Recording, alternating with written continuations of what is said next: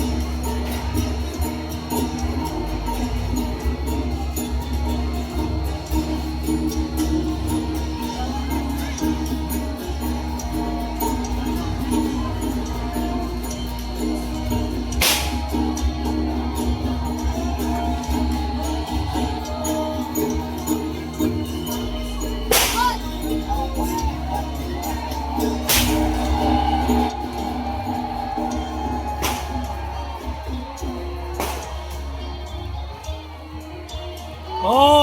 คืนยาวค่ะพี่น้องหมักแดกออกแล้วหมักแดก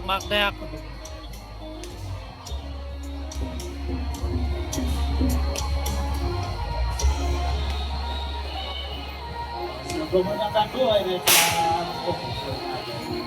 ขอบคุณที่คุณทำวันด้วยนะครับที่เป็นโกกำลังใจนะครับอาเชิญครับพวงมาลัยมาลัยน้ำใจที่จะมอบนะครับให้กำลังใจกับ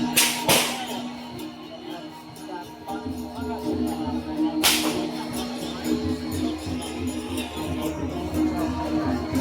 ครับเรียนครับ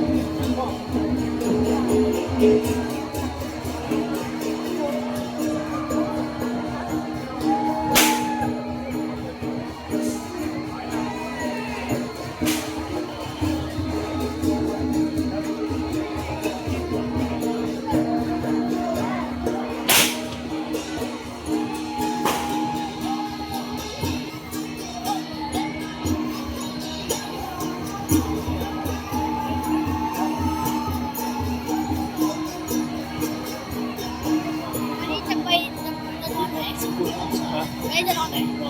วันวัด วันนี้เหรอ